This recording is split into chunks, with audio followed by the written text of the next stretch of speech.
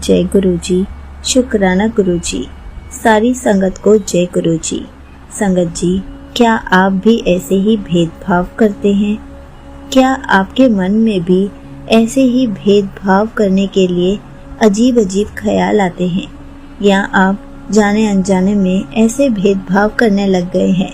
तो चलिए इसी पर एक आंटी जी का सत्संग सुनाती हूँ, जिसमें उन्होंने इस बात को बहुत अच्छे से एक्सप्लेन किया है। ये सत्संग पूरा जरूर सुनिएगा, आपको बहुत अच्छे आंसर्स मिलेंगे। तो चलिए आंटी जी का सत्संग सुनाती हूँ। संगत जी, राधिका आंटी हर रविवार गुरु जी के मंदिर जाती थी। वहाँ संगत के साथ एक थाली में प्रसाद खाती थी। सब एक हैं, ये भाव उनके मन में तब तक रहता जब तक वो मंदिर में होती, लेकिन घर लौटते ही वो अपनी नौकरानी सविता से हमेशा दूरी बनाकर रखती। उनके लिए अलग बर्तन, अलग कपड़े धोने का टाइम और कभी मुस्कुरा कर बात भी नहीं करती थी। एक दिन गुरु जी के मंदिर में सत्संग के दौरान किसी ने कहा, अगर प्रसाद बांटते वक्त तुमने मन में भेदभाव किया तो वह प्रसाद नहीं रहा, सिर्फ खाना हो गया। ये बात राधिका आंटी के दिल में जैसे बिजली बनकर गिरी। उनको एकदम से सविता आंटी, अपनी नौकरानी का चेहरा याद आया, जिसने पिछले सप्ताह मंदिर में उसी के पास बैठकर प्रसाद खाया था, लेकिन घर में उसी के लिए कोई सम्मान नहीं था। उस रात राधिका आंटी को सपना आया, जिसमें गुरुजी ने कहा, तो मंदिर में जितना मेरा है, घर में भी उतना ही बन। हर इंसान में मेरा रूप देख। अगले दिन राधिका आंटी ने सविता आंटी से माफी मांगी, उसके साथ बैठकर खाना खाया और पहली बार उसे इंसान नहीं, एक आत्मा की तरह अपनाया। उस दिन राधिका आंटी ने जाना कि असली भक्ति सिर्फ मंदिर की दीवारों में नहीं, बल्कि इंसानियत के व्यवहार में भी बसती है, और वही इंसानियत उन्होंने हर दिन जीने का निश्चय किया। घर में काम करने वाले सभी लोगों से प्रेम से बात करने लगी। उनके बच्चों को भी अपने बच्चों की तरह देखने लगी।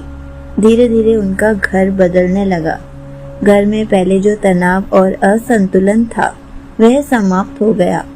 शांति का अनुभव होने लगा, और सबसे बड़ी बात यह हुई कि अब हर रविवार मंदिर जाने पर उन्हें पहले से ज्यादा सच्चा आनंद आने लगा, क्योंकि अब वह केवल थाली में नहीं, बल्कि जीवन के हर कोने में सब एक है की भावना को जीने लगी थी। और तभी गुरुजी ने उनके जीवन में एक नई कृपा बरसाई। उनकी वर्षों से बीमार माँ चमत्कारी रूप से ठीक हो गई। डॉक्टर भी हैरान थे। राधिका आंटी समझ गई कि यह कोई साधारण दवा का असर नहीं, बल्कि गुरुजी की कृपा थी, जो उनके भीतर के बदलाव से प्रसन्न होकर बरसी थी। अब राधिका आंटी हर रोज सुबह उठकर सबसे पहले यही प्रार्थना करती, हे गुरुजी, मुझे ऐसा बनाओ कि हर इंसान में आपका ही रूप देख सकूं। और उस प्रार्थना से उनके जीवन में ऐसा उजाला फैल गया कि अब पड़ोस की औरतें, उनकी सहेलियां भी उनसे प्रेरणा लेने लगी।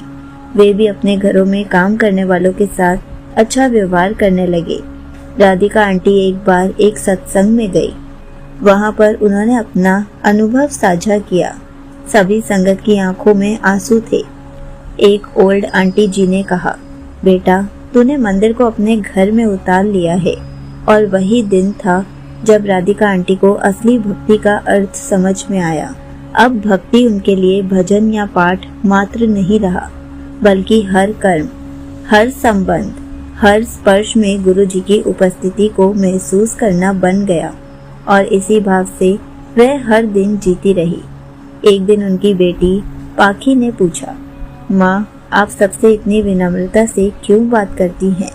तो राधिका आंटी ने उसे गले लगाकर कहा, क्योंकि बेटा, हर इंसान में गुरुजी बसते हैं, और अगर किसी को भी छोटा समझा तो हम गुरुजी को ही ठुकरा देंगे। पाखी यह बात नहीं भूली, और आज वो एक बहुत बड़ी कंपनी में मैनेजर बन चुकी है। तो उसके अधीन काम करने वाले हर व्यक्ति को वह बराबरी और आदर देती है, क्योंकि माँ से उसने सीखा था कि मंदिर की थाली तो प्रतीक है। असली थाली तो जीवन है और वह जीवन ही प्रसाद है। अगर उसमें भेदभाव हो गया तो प्रसाद अपवित्र हो जाएगा। यही गुरु जी का सच्चा संदेश था, जो राधिका आंटी ने अपने व्यवहार से धीरे धीरे सबको चेंज करना चाहा।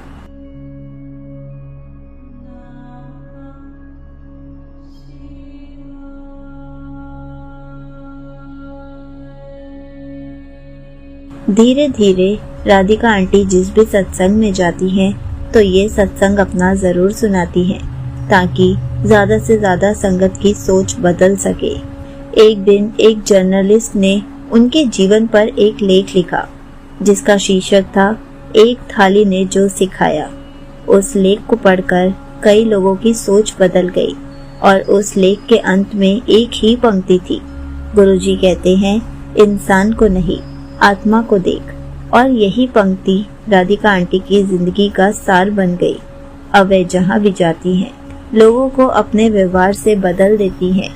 वह बिना भाषण दिए, बिना उपदेश के गुरु जी का सच्चा संदेश फैलाने लगी है और यही उनकी भक्ति, उनका जीवन और उनकी सेवा बन गया। संगत जी, सच्ची भक्ति केवल मंदिर में प्रसाद बांटने तक सीमित नहीं होती, बल्कि तब पूर्ण होती है जब हम हर इंसान को चाहे, वह किसी भी जाति, वर्ग या आर्थिक स्थिति का हो, आदर, प्रेम और बराबरी से देखे। जब हम जीवन की हर थाली में भेदभाव मिटा देते हैं, तभी हमारा घर भी मंदिर बन जाता है और तब गुरु जी की कृपा खुद बरसने लगती है। यहीं पर आंटी जी का सत्संग समाप्त होता है। संगत जी, देखा आपने, भक्ति केवल पूजा नहीं बल्कि व्यवहार होता है।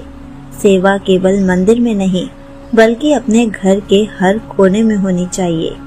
संगत जी, जब हम गुरु जी के बड़े मंदिर में एक साथ 4 संगत के साथ खाना खाते हैं, तब तो हम कोई भी भेदभाव नहीं करते, लेकिन जब हम अपने घर में आते हैं तब हम ऐसा भेदभाव क्यों करते हैं? हमें भी सारी संगत को यही समझाना चाहिए कि हमें सबसे मिलजुल कर खुशी खुशी रहना चाहिए, क्योंकि जब हम बाकियों को खुश रखेंगे तब हम खुद भी खुश रह पाएंगे। जब हम कोई भी भेदभाव नहीं करेंगे तब हमारी लाइफ भी कितनी अच्छे से निकलेगी। इसलिए हमें कभी भी कोई भी भेदभाव नहीं करना चाहिए। गुरुजी हमें इन सब भेदभाव को मिटाने के लिए ही अपने सत्संग सुनाते हैं। हमें एक ही थाली में 4 संगत को लंगर प्रसाद खाने के लिए देते हैं, लेकिन हम ये भूल जाते हैं कि ये भेदभाव हम सिर्फ मंदिर में नहीं करते, लेकिन घर आके फिर वही करना शुरू कर देते हैं। संगत जी, इन आंटी जी ने बहुत अच्छे से समझाया है कि हमें अपने घर पर हर जगह कभी भी किसी भी बात पर कोई भेदभाव नहीं करना है और हर पल गुरु जी का शुक्राना करना है। जय गुरु जी, शुक्राना गुरु जी।